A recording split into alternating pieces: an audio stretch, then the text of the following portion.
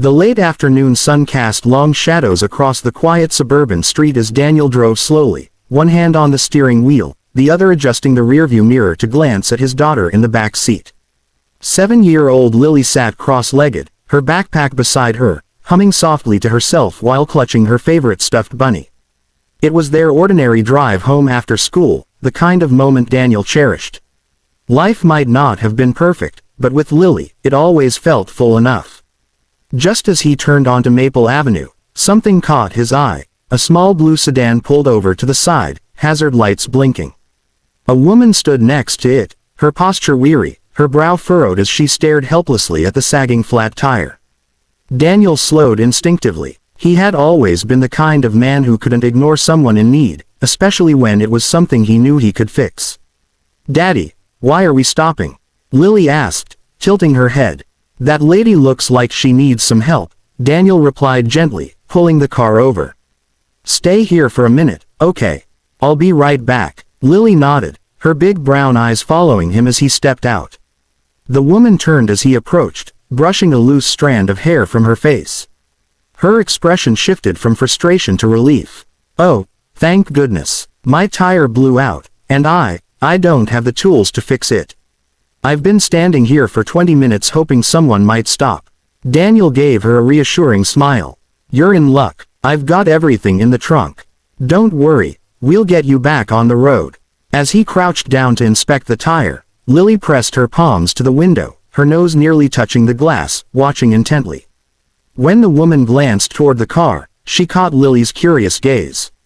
She bent slightly, waved, and said warmly, "Hi there, sweetheart." Lily's shy smile lit up her face. For a moment, the heaviness of the broken-down car seemed to lift, replaced by something lighter, an unexpected spark of connection. Within 15 minutes, Daniel had the flat tire swapped out with the spare. He wiped his hands on an old rag he kept in the trunk and straightened up, stretching his back. The woman, Emma, looked at him with genuine gratitude.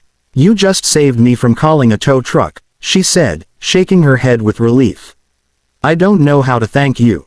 Daniel chuckled, brushing dust from his jeans. "No thanks needed, just glad I could help." But Lily wasn't about to let the moment end so quickly. Rolling down the back window, she leaned out with wide, excited eyes. "Daddy, can't she come eat dinner with us?" she blurted, her voice filled with innocent eagerness.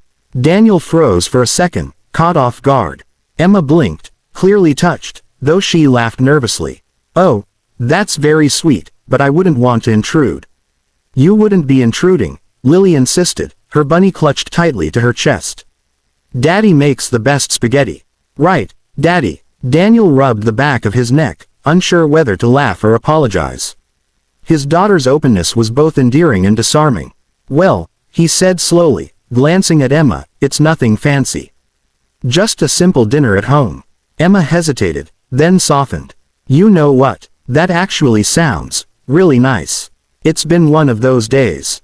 So, an hour later, Emma found herself seated at a small but cozy kitchen table, where a pot of bubbling spaghetti sauce filled the air with warmth and garlic. Lily sat across from her, talking animatedly about her school day, her favorite storybook, and how she once tried to teach her bunny to sit like a dog. Emma listened intently, nodding, laughing at the right moments, her eyes lighting up at Lily's imagination. Daniel noticed it, the way Emma gave his daughter her full attention, as if she were the most important storyteller in the world. It stirred something in him he hadn't felt in a long while, comfort. When dinner ended, Emma didn't just thank them politely, she helped carry dishes to the sink, rolling up her sleeves as though she'd been there many times before. And for a moment, Daniel found himself watching, quietly wondering if fate had a hand in this evening. The evening wound down gently. After dinner, Lily proudly showed Emma her carefully drawn pictures, each page filled with bright colors and wild imagination. Emma knelt beside her, asking thoughtful questions about every drawing. Why the dragon was blue, why the princess wore boots instead of slippers. Lily giggled, answering with the confidence only a child can have. When it grew late, Daniel walked Emma out to her car. The cool night air carried the faint scent of rain, and the quiet street was dotted with warm porch lights. Emma smiled as she turned to him. "Thank you for dinner. Honestly, you didn't have to do that." I haven't had a home-cooked meal in a while. It meant more than you know. Daniel shifted awkwardly, his hands tucked into his pockets. It was nothing. You're welcome anytime. From the doorway, Lily's small voice suddenly cut through the calm. Wait. Both adults turned. Lily stood there in her socks, clutching her bunny, her eyes earnest. She looked first at her father, then at Emma, as if trying to weigh her words. Finally, she asked the question that seemed to rise straight from her heart. Daddy, can she be my mommy? Silence fell. Daniel's chest tightened, his breath caught in his throat. Emma's eyes widened, her hand instinctively pressing to her chest as though she'd just been struck by the purest gift. Lily, Daniel began gently, kneeling down to her level. That's a very, very big question. Emma is our new friend. And mommy is a special word, one we don't give lightly. His voice trembled with tenderness. Emma crouched down too, her eyes misty. Sweetheart, she said softly, that's the nicest thing anyone has ever said to me. I may not be your mommy, but I'd love to be someone who cares about you, who listens, and who makes you smile. Would that be okay? Lily's lips curved into a small but satisfied smile. She nodded, then leaned forward and wrapped her little arms around Emma's neck. Emma hugged her back tightly, blinking back tears. Daniel stood behind them, his heart full and fragile all at once, realizing his daughter had voiced what he himself had been too cautious to imagine. After Emma's car pulled away, Daniel carried Lily upstairs, her small head resting sleepily on his shoulder. By the time he tucked her into bed and kissed her forehead, she was already half asleep, clutching her stuffed bunny. But before her eyes drifted closed, she murmured, Daddy, I really like Emma, she makes the house feel warm. Daniel's throat tightened as he whispered back, I know, sweetheart. Sleep now. He stayed by her side a little longer, brushing a strand of hair from her face, wondering how such simple words from a child could stir up such complex emotions. Downstairs, the house felt strangely alive, as if Emma's laughter still echoed off the walls. Daniel sank into the couch, replaying the evening over and over, the way Emma listened to Lily's stories, the ease of her smile, and the gentle way she'd handled Lily's bold, innocent question. For years, Daniel had put his heart on pause, pouring all of himself into raising his daughter.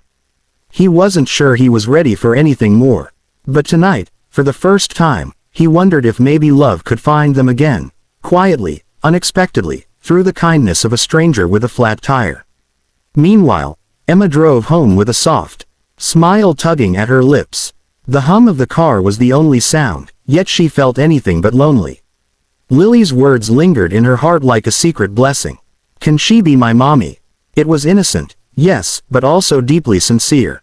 Emma had come into their lives by chance, yet she couldn't shake the feeling that something bigger was at play, that maybe she had been meant to meet this little family all along. The weeks that followed only deepened that sense. Emma began dropping by for casual dinners, joining Daniel and Lily for walks to the park, or simply sitting on the porch with them on cool evenings. Laughter filled the spaces in Daniel's home again, not forced, not hurried, just natural. Nothing was promised, nothing rushed. But in their quiet moments together, each of them knew, sometimes the most ordinary encounters, a flat tire, a shared meal, a child's innocent wish, could open the door to extraordinary beginnings. For Lily, the truth was simple. She had seen kindness, felt love, and recognized what her father had been too careful to name. And in her heart, she already knew, Emma was someone worth calling mommy.